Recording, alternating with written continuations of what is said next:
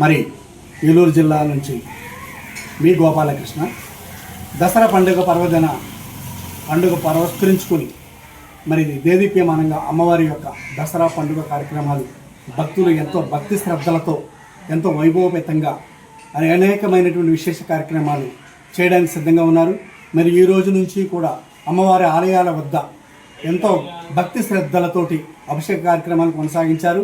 దసరా 11 రోజులు కూడా ప్రతిరోజు అమ్మవారికి పూజా కార్యక్రమాలు, అష్టోత్తర సహస్రనామాది కుంకుమాది కార్యక్రమాలు, అదే కాకుండా భక్తులు ఆ యొక్క ప్రాంతాల నుంచి పరిసర ప్రాంతాల నుంచి కూడా అనేక మంది అమ్మవారి యొక్క ఆలయాలకు తరలి వెళ్ళి అమ్మవారిని దర్శించుకొని అమ్మవారి యొక్క పూజా కార్యక్రమాల్లో పాల్గొని ఆ యొక్క సేవల్లో ఇముడి ఉండే విధంగా ఈ దసరా పండుగను చేసుకుంటారు.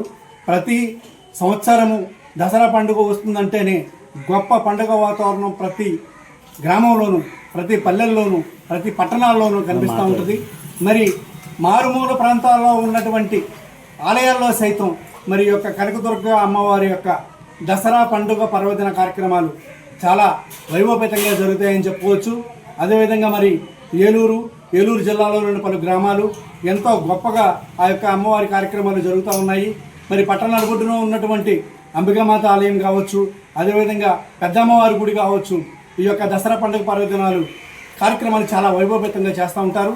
దానిలో భాగంగా ప్రతిరోజు ఈ 11 రోజులు కూడా అనేకమైనటువంటి విశేషమైనటువంటి పూజా కార్యక్రమాలు జరుగుతూ ఉండటం చాలా విశేషంగా చెప్పుకోవచ్చు. పెద్ద ఎత్తున భక్తులు తరలివచ్చి అమ్మవారి యొక్క కుంకుమ పూజా కార్యక్రమాల్లో పాల్గొని ఆ తల్లి యొక్క ఆశీస్సులు పొందడం కూడా జరుగుతూ ఉంటుంది. అదేవిధంగా గ్రామీణ ప్రాంతాలలో కూడా ఎంతో దేదీప్యమానంగా మరి భక్తి శ్రద్ధలతో కూడా అమ్మవారి యొక్క పూజా కార్యక్రమాలు చేయటం జరుగుతూ ఉంటుంది. దానిలో భాగంగా మరి ఇప్పుడు మన కొవలి గ్రామంలో ఉన్నటువంటి కనకదుర్గ ఆలయంలో ఉన్నాము. ఆలయ ధర్మకర్తలైనటువంటి బాలకృష్ణ గారు మన మధ్యన ఉన్నారు. మరి ఇప్పుడు కొవలి గ్రామంలో మరి అమ్మవారి యొక్క ఆలయంలో ఉన్నాము. ఆలయ ధర్మకర్తలైనటువంటి మరి బాలకృష్ణరావు గారు మనతో ఉన్నారు. ఆయన మాటల్లోనే మరి అడిగి తెలుసుకుందాం అమ్మవారి కార్యక్రమాలు ఏ విధంగా జరుగుతాయి, మరి అమ్మవారి యొక్క దసరా పండుగ పర్వదినాలు ఏ రకంగా జరుగుతుంటాయి, పూజా కార్యక్రమాలు ఏ రకంగా చేస్తారు, అమ్మవారి యొక్క విశేష అలంకరణలు ఏ రకంగా ఉంటాయి. ఇప్పుడు ముందుగా వైకే న్యూస్ ఛానల్ వారికి, వారి యాజమాన్యానికి మా సమాధానం తెలియజేస్తున్నాం.